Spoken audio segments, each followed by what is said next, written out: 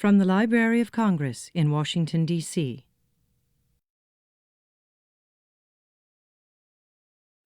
So I am delighted to introduce Kimiko Hahn, who I first met several years ago when we both worked at the National Book Foundation summer writing camp. She is the recipient of many awards, including an American Book Award, a 2010 Guggenheim, and an award I'm particularly fond of, the NEA Literature Fellowship.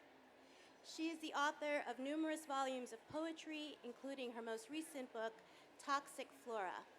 As Adrienne Rich has said of her, a quote which I absolutely love, her work is furious, flawed, and absolutely necessary. When I was thinking about what I wanted to say, in addition to please just read her work because it's awesome, I kept coming back to something she said in an interview she did with the NEA last week.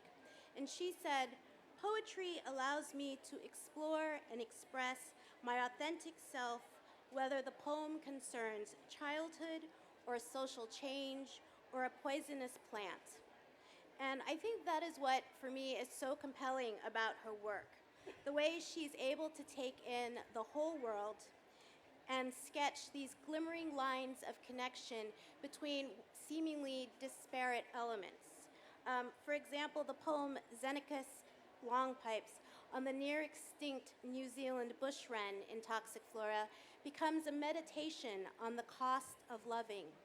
And the title poem of Toxic Flora, which is ostensibly about an adaptation by the heliconius butterfly, speaks to the sometimes fraught relationship between father and daughter.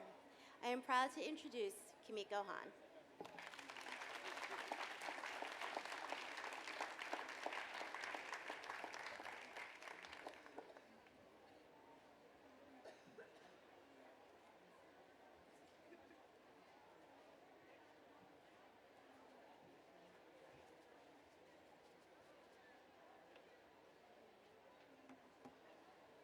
You can hear me? Oh, yes, this is fabulous, Mike. Thank you.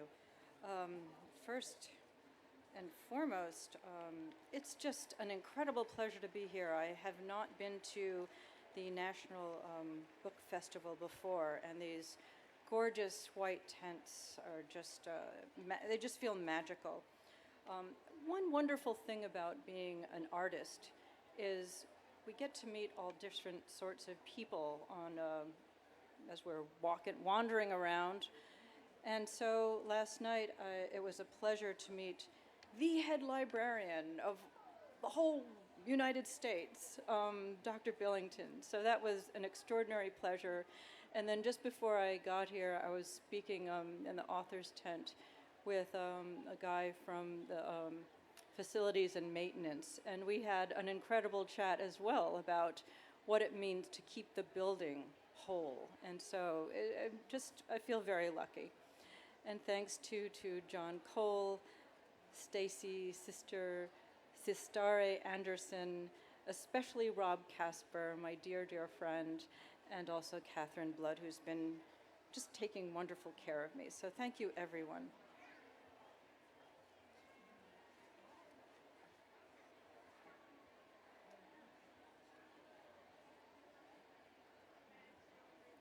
About 10 years ago, I realized that I was writing so many poems that were inspired by the science section of the New York Times that I was beginning to have the shape of a book.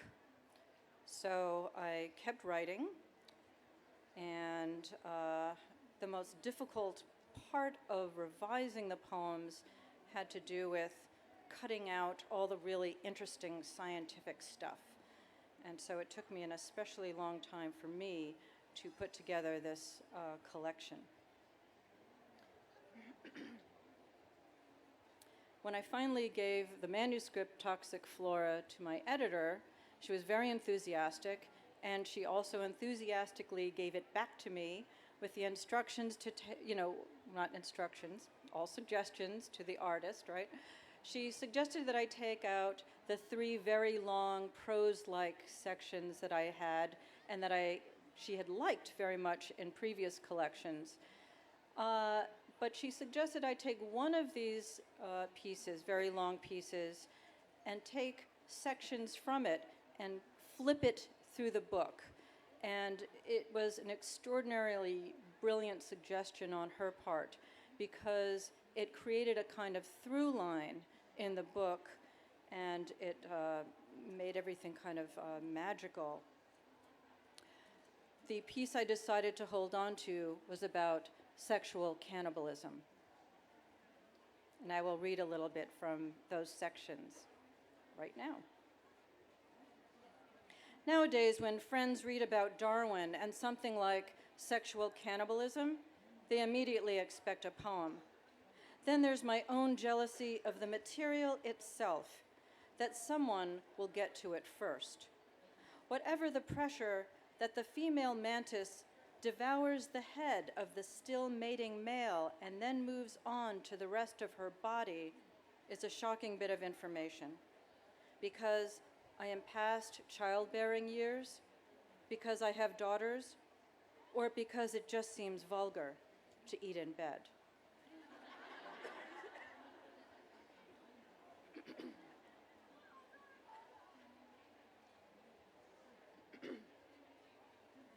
I was just asked in an interview earlier today why I like reading my poems, and I get to see if people are actually going to laugh, or even in inappropriate places. That's fun.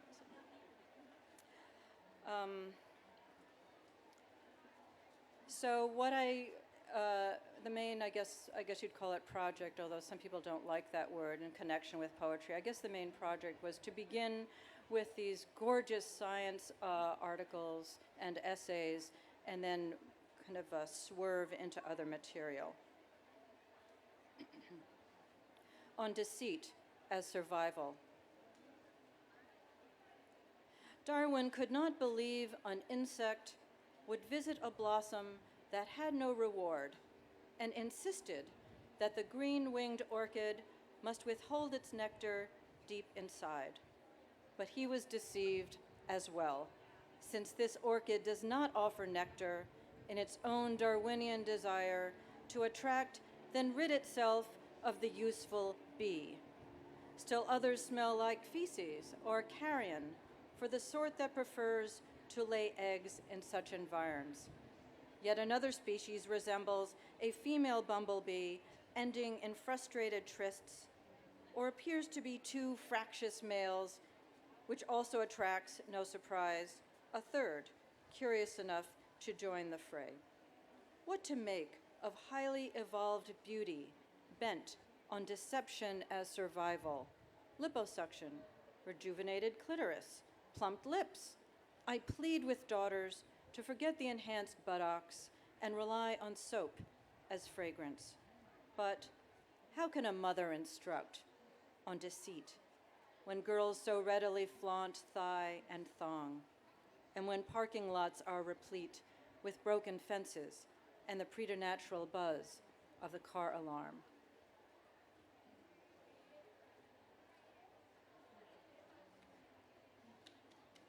Oh, thank you. Thank you.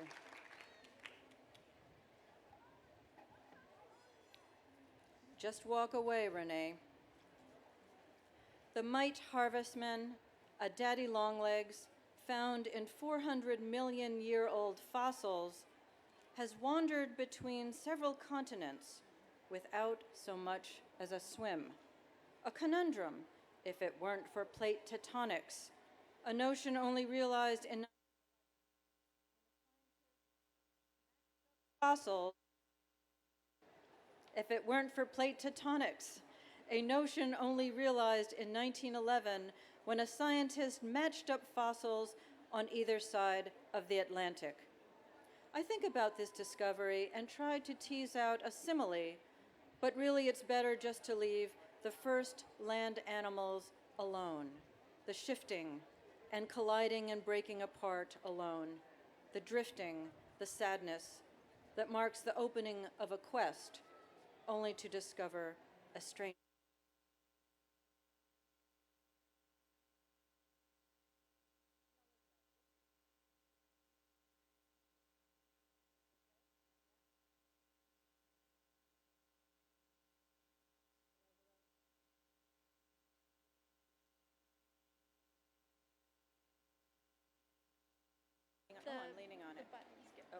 pressing the buttons, so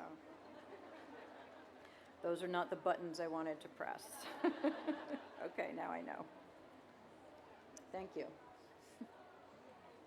Yellow jackets protect through venom and candor, while timing their own dinners to mother's tray, father's tongs, or baby's saucer-sized cheeks. They can sting any intruder repeatedly, unlike the honeybee's suicidal sortie. I like that. I like X, who calls people out at brunch through simple narration. Your mouth never stops moving. Or, you eat off other plates as if they're your own. Or, you check your BlackBerry when no one is talking about you. Or, you laugh whenever you insult someone. A startling attribute I wish I could emulate, if only my sting possessed such integrity.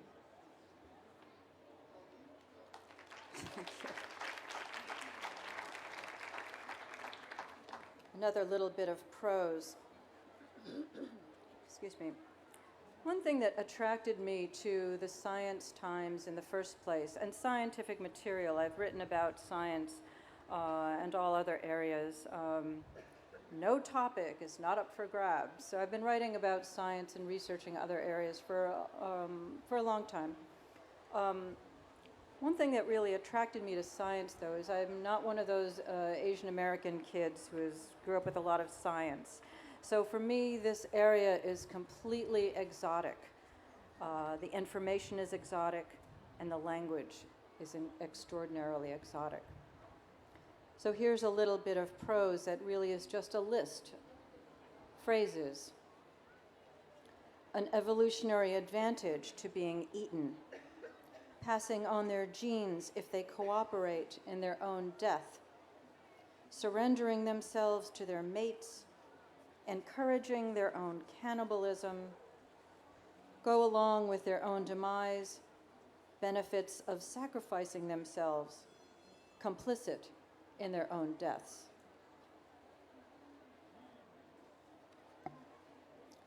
Going back to the bird section.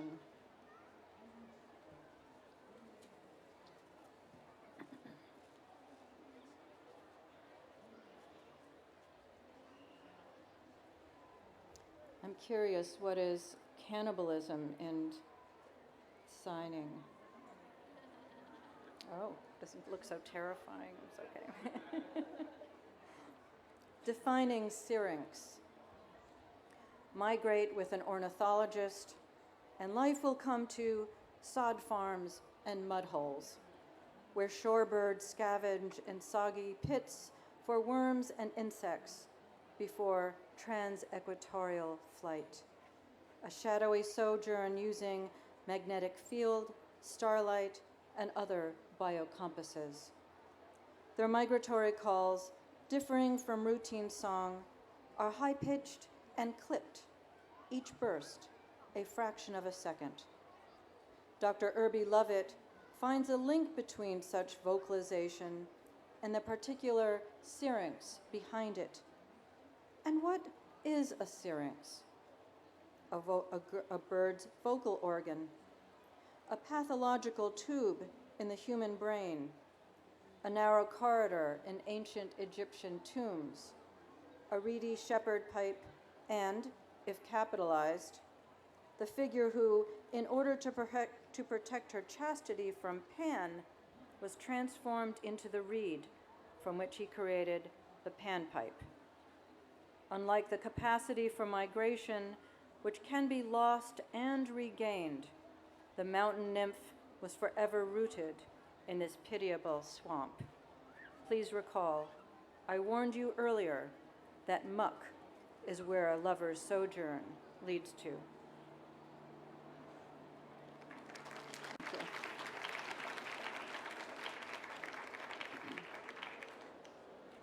The perpetuation of sorrow.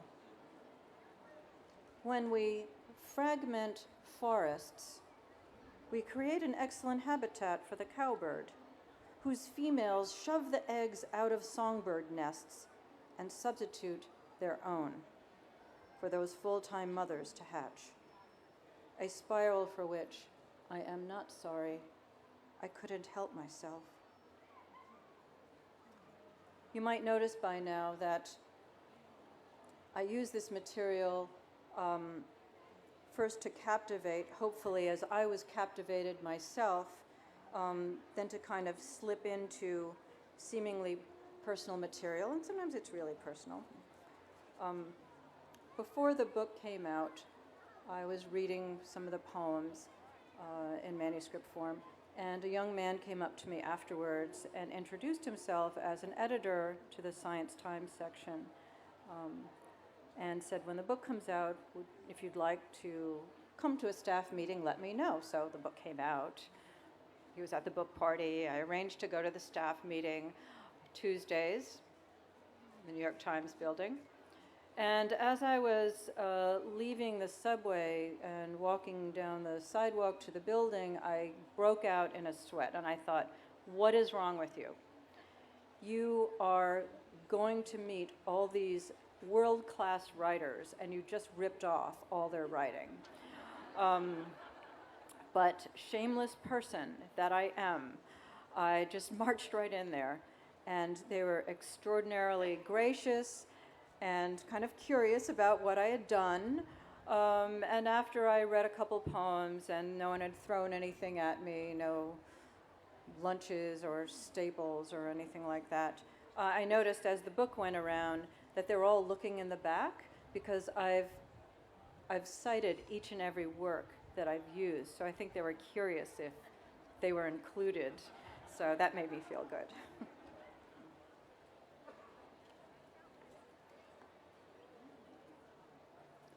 So those are from the insects and flower, and also bird section.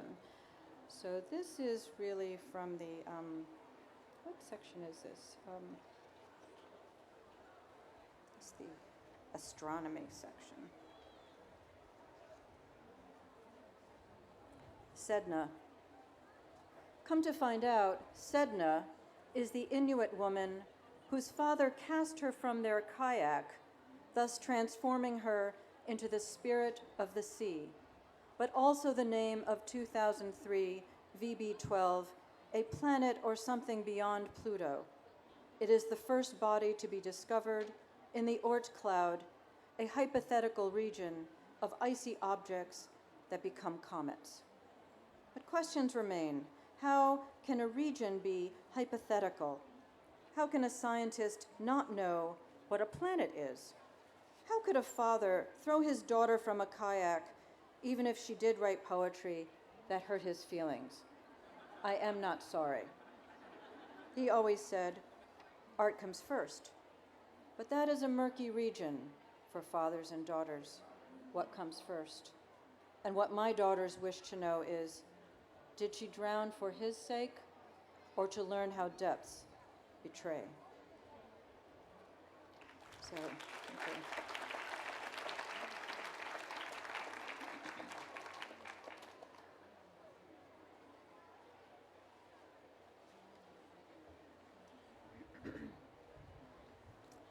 I think I look pretty calm and collected up here, but the fact of the matter is, when you get up here, start reading more, well, for me, I'll speak for myself, more often than not, a little nervous, if not a lot nervous, and in my nervousness, I neglected to thank Paulette. So thank you so much, Paulette, where are you, for that wonderful introduction, and it's so lovely to see her again after these years. I'm very grateful. I want to read a poem that is Rob Casper's favorite poem of mine. I'm so glad there is one. This is The Search for Names.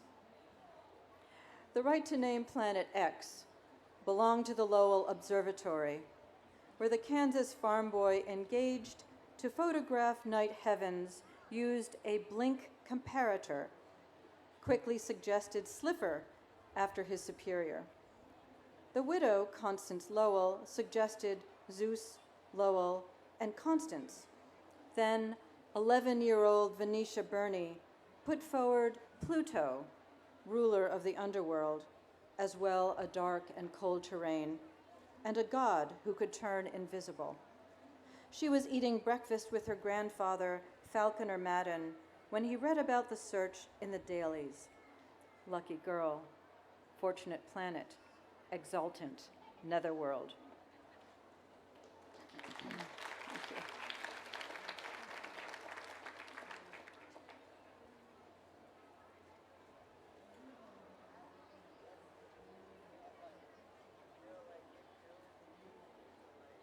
Maud.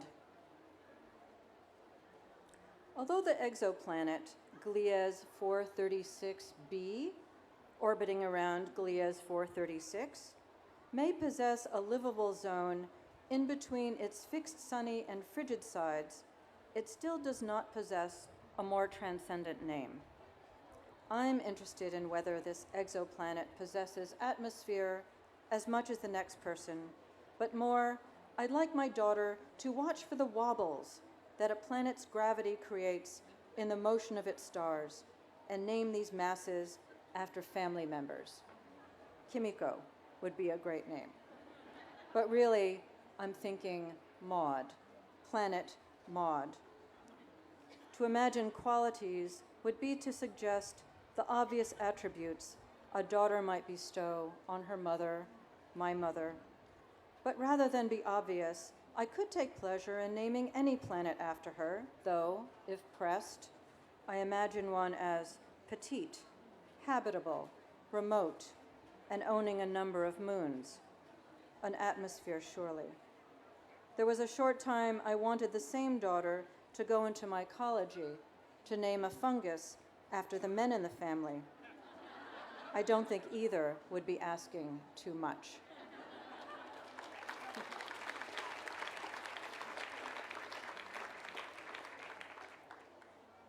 You're a wonderful audience. Thank you. I was at a reading once, and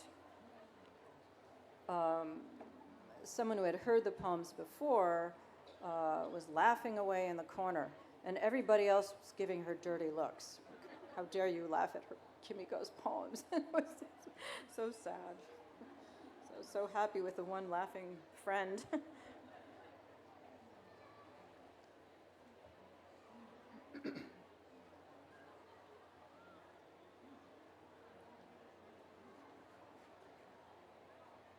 The Blob. In 1896, nearly 50 years after Melville's masterpiece, 3 years before Freud's dream and my grandpa's journey across the Pacific, a storm shoved 7 tons of white blob onto a St. Augustine shore.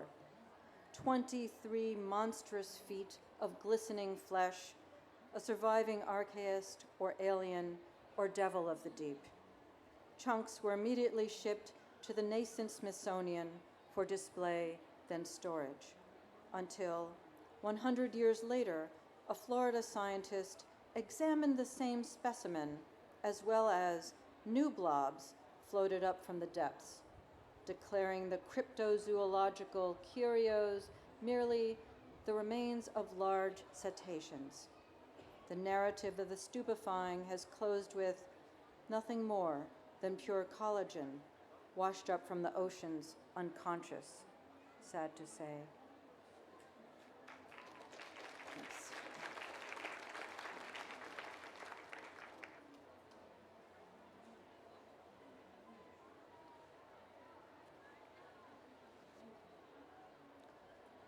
So even though these poems do dovetail into personal or seemingly personal material, I hope that something of the scientific, especially when alarming, remains with the reader-listener, especially when it comes to what is happening to our planet and extinction and so forth. So here's one poem. It's a little bit more about that, I guess. Icebreaker. Scientists, unnerved by stretches of melted ice around the North Pole, cannot discern whether the pace of change is mostly greenhouse gas or natural influence, missed in earlier forecasts. Shipping magnates and drillers of oil are not displeased for the now watery sea routes, and care less how polar bears scavenge to eat and reproduce. Ice retreat, ice deficit, thawing permafrost, Arctic oscillation. That we cannot care beyond filling a gas tank or wondering if a summer patio will be underwater may be the ironic side effect of evolutionary biology, or just plain narcissism, or just plain laziness or laxness, or just plain greed, or just plain brainlessness, or just plain lack of imagination, that Arctic sinkhole.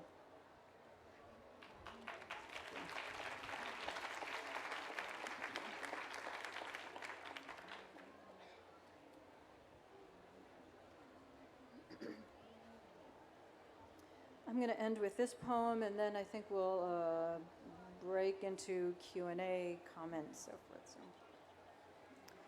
Cope's Rule. This is for my husband, my third husband, Harold, who is still my husband. So.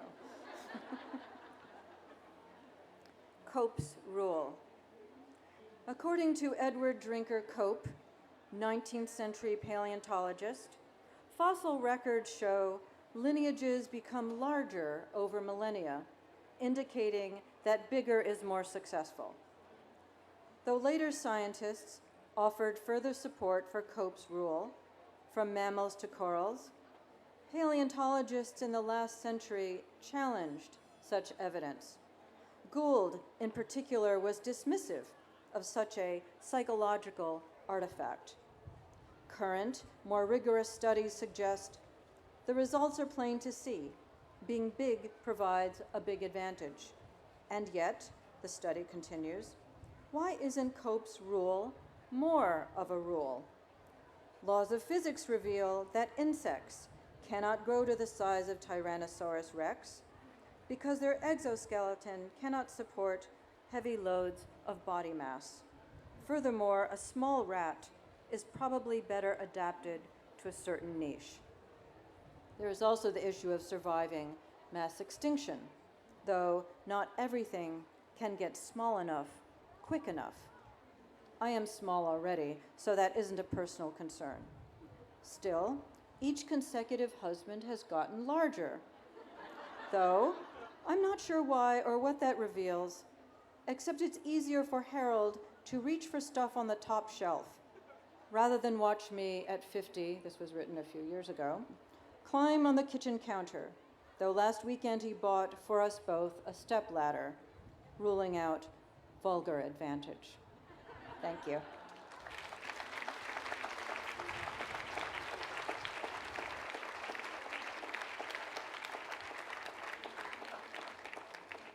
Please don't ask me about scientific questions. We could try.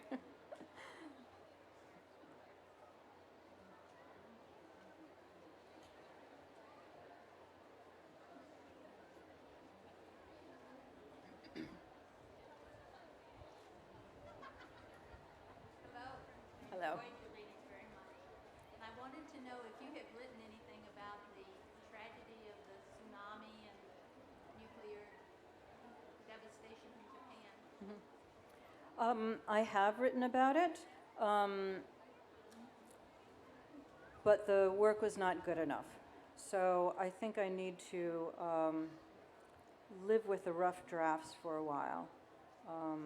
I wrote some very short pieces that I think circulated among friends, maybe on the internet or something, but I'm not happy with them.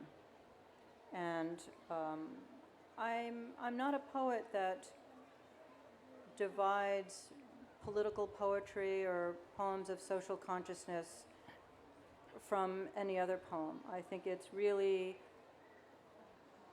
one of many themes, social poetry, political poetry, but it's got to be really good, like anything else. So these aren't ready to go yet, but thank you.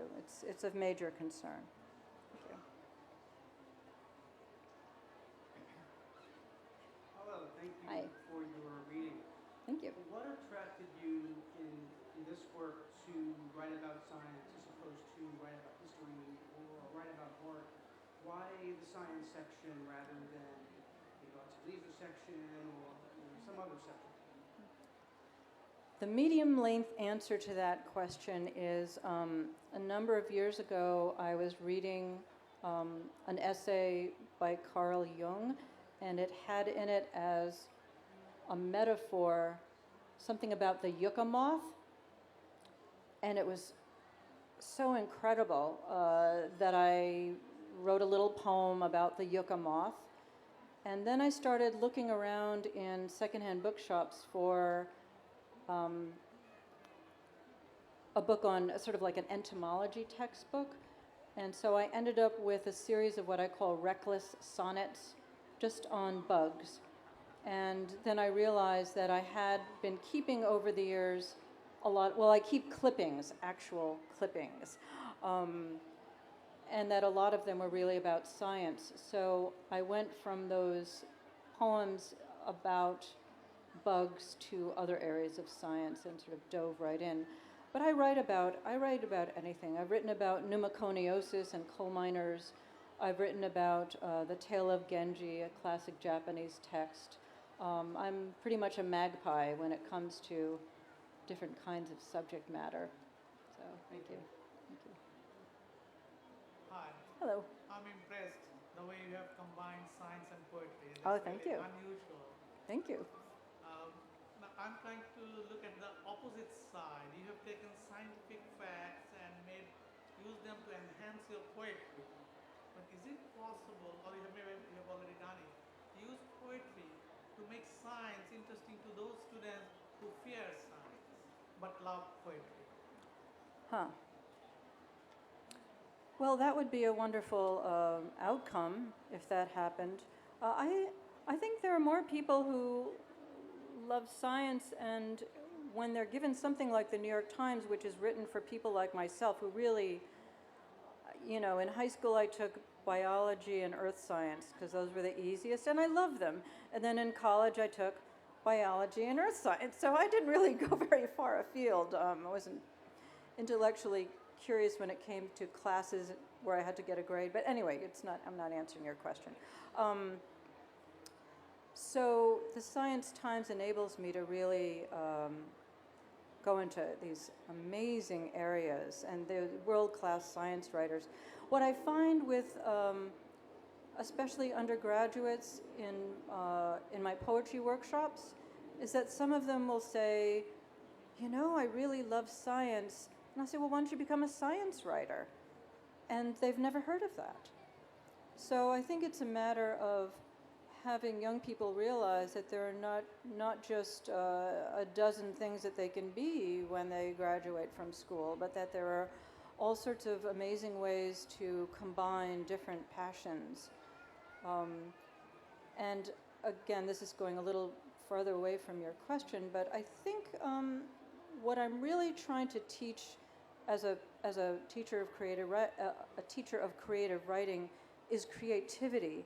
And I don't mean teach it so much, but create a space where that can be discovered and nurtured. So creativity can and should be used in all fields. I imagine you'll agree with me. And not only do we need more science and art, but we need more very places where students can make mistakes in that creativity. And I think there was an article last week on how failure is important. It is important. We need to give space for creativity and failure and then to move forward. So I think a lot about actually teaching and education and what part creativity plays in all areas. So I'm not sure I answered your question. Thank you. We can discuss afterwards. Okay. Hi. I also really enjoyed your reading. Thank you. My question is more about the craft of writing. Can you speak a little bit closer? Sure. My question is more about the craft of writing. Yes. I was very intrigued when you mentioned that you have these pro-sec students which are interspersed with poems, and I was wondering if you approach writing differently. And I was also very curious. Can you repeat it? You're still a little Okay. yeah. I have a cold. So Okay, sorry. I was really intrigued that you mentioned about how sections with poems in your books. So I was wondering if you go about writing them in a different manner. And I was also very curious about your revision process, because I find as a writer myself that the revision process is so different. So I was wondering if you could describe what yours was like for your poems. Two very big questions. The prose sections are really based on a Japanese form, and if you have about an hour, and we don't mind going into the next, no, I'm not going to do that to David Eggers. It's a Japanese form called the Zuihitsu, Zuihitsu, and it's a genre that is comes out of East Asia, and there is no Western equivalent to this genre. I like to actually compare it to a fungus. Speaking of funguses, it's neither plant nor animal, and the Zuihitsu is neither poetry or prose. The most well-known example for Western readers is the Pillow Book of Seishonagon. So that's the kind of prose that I write. I guess some people would call it creative nonfiction, but I think we still use a very rational mind to produce creative nonfiction and essays. So that's in a nutshell how I write, and it's also very similar to maybe collage writing. As for revision process, I try, again in a nutshell, I try and generate as much raw material as possible, whether it's on a particular subject matter that I'm obsessed with, or whether it's just something volunteers nicely on my blank page or screen, and then come back to it later, put it away, come back to it later, put it away, and try and be a tough editor. So use different parts of my brain for that. Thank you. Other questions? Yes, hi. Hi. I'm wondering if you can flesh out the difference between being a poet and a reader of science writing and a poet, and being a poet and a scientist. I'm wondering if, what about that exoticism of the language made this book possible? Okay. One of my earliest memories of my mother reading to me was Rudyard Kipling's Just So stories. And the one where how the rhinoceros got his skin ends with the Parsi went off into and then there's a string of place names. And for whatever reason, the place names were so magical to me, just the sound of the words. I would just start laughing, and I would just beg my mother to read that one last sentence over and over again, and I drove her crazy. I know that because she hid the book after a while. But I love the sound of words. And so when I write, I often begin with just language itself, just something that kind of catches in my ear. And certainly, Arctic sinkhole. I mean, that's weird, and then just the sound of that. It's just, the language is so giving. Or the word infection. I mean, some of those words have very different, the word syrinx, the way I handled it, I tried to kind of follow through. That's my thinking. You start with the meaning for the scientific term, and then you can just sort of go off and play with it, and you end up writing a love poem for somebody or other. So you can start in one place, and the language itself will take you somewhere else. It's sort of the associations that come with that. So from my earliest memories, I just loved hearing language. Even if I didn't understand the words, they produced a kind of delight for me. Thank you. Hi. Hi. You mentioned that occasionally your poems turn very Can you speak a little louder? Sorry.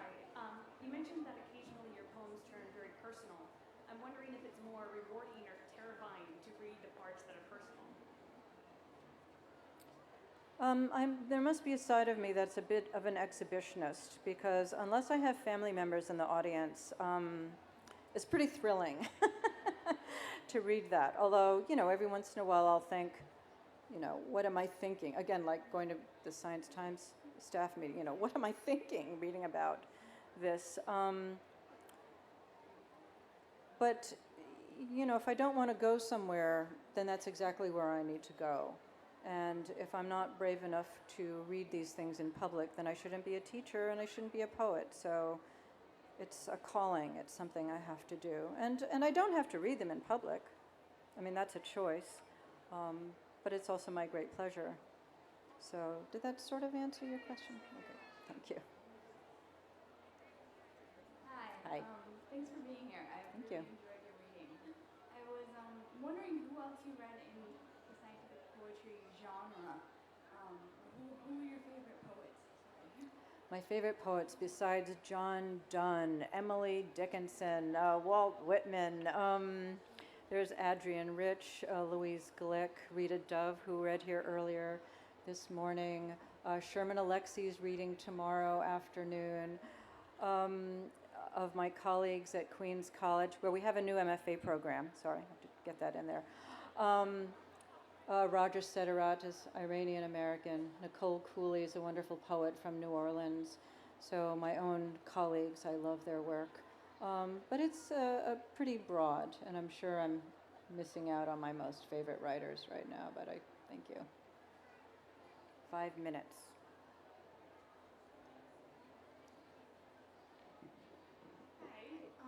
I'm from Honolulu, Hawaii, and I know that a lot of your poems include references to places in Hawaii. So I was curious to know to what extent you're inspired by places and environments as opposed to things that you read. I oftentimes begin a poem, especially in other books, with a place. The Narrow Road to the Interior is a collection of these long zuihitsu, these prose-like pieces, and also my versions of subverted tanka. And those tend to be much more place-oriented, so I'll begin with that. And I'm not from Hawaii, I'm from the suburbs of New York City, but my mother and grandmother, on my mother's side, I should say, they're from Hawaii. And so that it's both real, but then also it becomes a kind of myth about my mother's family. I try not to mythologize too much because I think that would be an insult to the writers in Hawaii. I don't want to sort of make things up, but I want to honor it and my mother's memory and so forth. It's very, very important to me. It's part of who I am, Hawaii. Thank you. Hi. Do you find that after writing so many poems like this and reading so many scientific articles, when you meet new people, do you instinctively assign like an animal or a plant or something like that to them? Or do you have to, like after you meet them, do you think about it and maybe include it in your poems? When I meet people now, after having written this book, when I meet people, do I assign a plant or animal to them? I mean, like after working in this medium for so long. Yeah. Only if they want to get a tattoo. I'm not kidding. Then we go into thoughts like, oh, well, what would your plant or animal be? So, yeah. But tattoo, poetry, images. So, that's a serious answer. Not to them, like not saying the animal to them, but once you're put in Oh, a new situation, do you compare it in your mind to like a natural I don't think I do. I think I'm curious how other people view their own, maybe